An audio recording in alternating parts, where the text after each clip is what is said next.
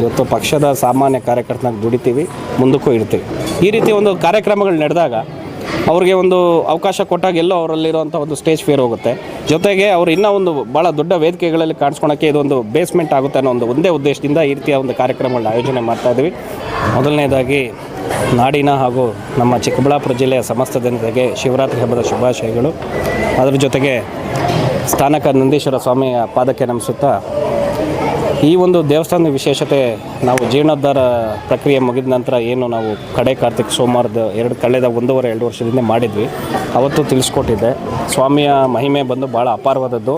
ಇದು ಇಲ್ಲಿರುವಂತಹ ನಮ್ಮ ನಗರದ ಭಾಗದ ಜನತೆಗೆ ಎಲ್ಲರಿಗೂ ಗೊತ್ತಿದೆ ಅದು.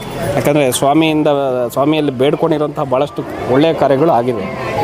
ಅದೇ ರೀತಿ ನಾವು ಕಳೆದ ವರ್ಷ ಶಿವರಾತ್ರಿ ದಿನ ಇಲ್ಲಿ ದೇವತಾ ಕಾರ್ಯ ಜೊತೆಗೆ ಒಂದು ಸಾಂಸ್ಕೃತಿಕ ಕಾರ್ಯಕ್ರಮಗಳನ್ನ ಹಮ್ಮಿಕೊಂಡಿದ್ವಿ. ಅದು ನಿರಂತರವಾಗಿ ಕಳೆದ ಬಾರಿ ಹೇಳ್ದಂಗೆ ನಿರಂತರವಾಗಿ ಪ್ರತಿ ವರ್ಷ ಮಾಡ್ತೀನಿ. ನಮ್ಮ ಜೈ ಫೌಂಡೇಶನ್ ವತಿಯಿಂದ ನಾವು ಈ ಒಂದು ಕಾರ್ಯಕ್ರಮಗಳನ್ನ ನಡೆಸ್ಕೊಂಡ್ಬರ್ತೀವಿ ಅಂತ ನಾವು ತಿಳಿಸಿದ್ವಿ ತಮ್ಮ ಮಾಧ್ಯಮ ಮಿತ್ರರಿಗೆ. ಅದೇ ರೀತಿ ಇದು 2ನೇ ವರ್ಷ. ಭಾಳ ಬೇಗ ನೋಡಿ, ಎಷ್ಟು ಬೇಗ 2ನೇ ವರ್ಷ ನಾವು ಮಾಡ್ತಾಯಿದ್ವಿ. ನಿಜಕ್ಕೂ ಧನ್ಯರು ನಾವು. ಯಾಕಂದರೆ ಒಂದು ಸ್ವಾಮಿ ಆಶೀರ್ವಾದ ಇದ್ದರೆ ಎಲ್ಲ ಸಾಧ್ಯ ಅನ್ನೋದಕ್ಕೆ ಇದೇ ಒಂದು ಉದಾಹರಣೆ ಅನ್ಬೋದು. ಇವತ್ತು ಭಕ್ತಾದಿಗಳೆಲ್ಲ ಆಗಮಿಸಿ ಭಾಳ ಒಂದು ಹಬ್ಬದ ವಾತಾವರಣ ರೀತಿಯಲ್ಲಿ ಸ್ವಾಮಿನ ನಮಿಸುತ್ತಾ ಆಶೀರ್ವಾದನ ತೆಗೆದುಕೊಂಡು ಇವತ್ತು ನೋಡಿದ್ದೀರಾ, ಒಂದು ಸಾಂಸ್ಕೃತಿಕ ಕಾರ್ಯಕ್ರಮಗಳನ್ನ ಭಾಳ ಒಂದು ಶ್ರದ್ಧಾ ಭಕ್ತಿಯಿಂದ ವೀಕ್ಷಣೆ ಮಾಡಿದ್ದಾರೆ. ಒಂದು ಹರಿಸಿದ್ದಾರೆ ಮಕ್ಕಳನ್ನ. ಇವತ್ತು ಭಾಳ ಪುಟಾಣಿ ಮಕ್ಕಳು ಎಷ್ಟು ಒಂದು ಭರತನಾಟ್ಯ ಆಗಿರ್ಬೋದು, ಒಂದು ನೃತ್ಯಗಳಾಗಿರ್ಬೋದು, ಒಂದು ಗಾಯನ ಆಗಿರ್ಬೋದು, ನಮ್ಮ ಸ್ಥಳೀಯ ಪ್ರತಿಭೆಗಳಿದ್ದಾರೆ. ಅವ್ರನ್ನ ಪ್ರತಿ ಬಾರಿ ನಾವು ಒಂದು ಈ ರೀತಿ ಸಾಂಸ್ಕೃತಿಕ ಕಾರ್ಯಕ್ರಮಗಳಲ್ಲಿ ಕರೆದು ಅವ್ರಿಗೆ ಒಂದು ಹುರಿದುಂಬಿಸಿ ಒಂದು ಪಾರ್ಟಿಸಿಪೇಷನ್ ಮಾಡೋವಂಥ ಅವಕಾಶ ಕೊಟ್ಟಾಗ ಅವರಲ್ಲಿರೋ ಪ್ರತಿಭೆ ಆಚೆ ಬರುತ್ತೆ, ಎಲ್ಲರಿಗೂ ತಿಳಿಯುತ್ತೆ. ಇದೇ ನಮ್ಮ ಮೂಲ ಉದ್ದೇಶ.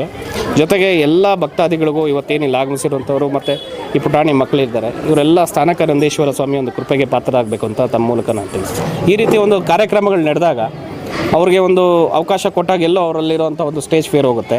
ಜೊತೆಗೆ ಅವರು ಇನ್ನೂ ಒಂದು ಭಾಳ ದೊಡ್ಡ ವೇದಿಕೆಗಳಲ್ಲಿ ಕಾಣಿಸ್ಕೊಳಕ್ಕೆ ಇದೊಂದು ಬೇಸ್ಮೆಂಟ್ ಆಗುತ್ತೆ ಅನ್ನೋ ಒಂದೇ ಉದ್ದೇಶದಿಂದ ಈ ರೀತಿಯ ಒಂದು ಕಾರ್ಯಕ್ರಮಗಳನ್ನ ಆಯೋಜನೆ ಮಾಡ್ತಾಯಿದ್ವಿ. ಅದ್ರ ಜೊತೆಗೆ ಈಗ ಶಿವರಾತ್ರಿ ಅಂದರೆ ಈಗ ಹಲವಾರು ಭಕ್ತಾದಿಗಳು ಹಲವಾರು ಒಂದು ದೇವಸ್ಥಾನಗಳಿಗೆ ಭೇಟಿ ಕೊಡ್ತಾ ಇರ್ತಾರೆ. ಇಲ್ಲಿ ನಮ್ಮ ದೇವಸ್ಥಾನ ವಿಶೇಷ ಏನಂದರೆ ಇವತ್ತು ಸ್ವಾಮಿ ದೇವತಾ ಕಾರ್ಯ ಜೊತೆಗೆ ಒಂದು ಸಾಂಸ್ಕೃತಿಕ ಕಾರ್ಯಕ್ರಮಗಳು. ಯಾಕಂದರೆ ನಮ್ಮ ದೇವಸ್ಥಾನದ ಒಂದು ಪ್ರಾಂಗಣದಲ್ಲಿ ಏನಿದೆ, ಭಾಳ ಅದ್ಭುತ ವಾತಾವರಣ ತಾವು ಗಮನಿಸಿರ್ಬೋದು. ಇಲ್ಲಿ ಒಂದು ಬಂದಾಗ ಒಂದು ಮನಸ್ಸಿನಲ್ಲಿ ಒಂದು ಪ್ರಶಾಂತತೆ ಮೂಡ್ತೈತೆ. ಮತ್ತು ಭಕ್ತಾದಿಗಳಿಗೆ ದೇವ್ರನ್ನ ನಮಿಸ್ತಾ ಒಂದು ದೇವತಾ ಗಾಯನ ಇರ್ಬೋದು, ಒಂದು ದೇವತಾ ನೃತ್ಯ ರೂಪಗಳಿರ್ಬೋದು, ಇದನ್ನೆಲ್ಲ ಗಮನಿಸಿದಾಗ ಅವ್ರಿಗೂ ಎಲ್ಲೋ ಒಂದು ರೀತಿಯಲ್ಲಿ ಪರವಶರಾಗೋ ರೀತಿಯಲ್ಲಿ ಒಂದು ಕಾರ್ಯಕ್ರಮಗಳು ನಡೆಸ್ಕೊಡುವಂಥದ್ದು ನಮ್ಮ ಒಂದು ಆದ್ಯ ಕರ್ತವ್ಯ ಅಂತ ಹೇಳಿ ಈ ರೀತಿಯ ಒಂದು ಕಾರ್ಯಕ್ರಮಗಳನ್ನ ಆಯೋಜನೆ ಮಾಡಿದ್ದೀವಿ. ಸ್ಥಳೀಯ ಪ್ರತಿಭೆಗಳಿಗೆ ಇದರಿಂದ ಅನುಕೂಲ ಆಗೋದು ಭಾಳಷ್ಟಿದೆ. ಯಾಕಂದರೆ ಇವಾಗ ನೋಡಿ, ಅವರು ಗಿನ್ನಿಸ್ ದಾಖಲೆ ನಿರ್ಮಿಸಿದ್ದಾರೆ ಭರತನಾಟ್ಯದಲ್ಲಿ.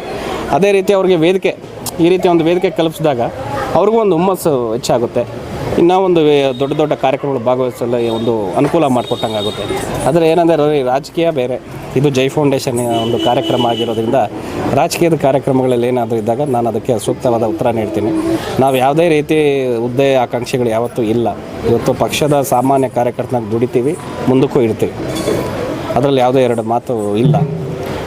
ಬೇರೆ ರೀತಿ ಒಂದು ಹುದ್ದೆ ಆಕಾಂಕ್ಷೆಗಳಂತೂ ನಮಗಿಲ್ಲ. ಹಿರಿಯರಿದ್ದಾರೆ ಪಕ್ಷದಲ್ಲಿ, ಆ ಹಿರಿಯರು ಪಕ್ಷಕ್ಕಾಗಿ ದುಡಿದಿರೋ ಹಿರಿಯರಿಗೆ ಒಂದು ಸೂಕ್ತ ಸ್ಥಾನಮಾನ ಸಿಗಬೇಕು ಅನ್ನೋದೇ ನಮ್ಮ ಆಶೆ. ಬಿಟ್ಟರೆ ಇಲ್ಲಿ ಯಾರಿಗೂ ಕೂಡ ನಾವು ವಿರೋಧದ ಒಂದು ಧೋರಣೆ ತೋರಿಸೋದು ಕೂಡ ಅವಶ್ಯಕತೆ ಇಲ್ಲ ಇಲ್ಲಿ.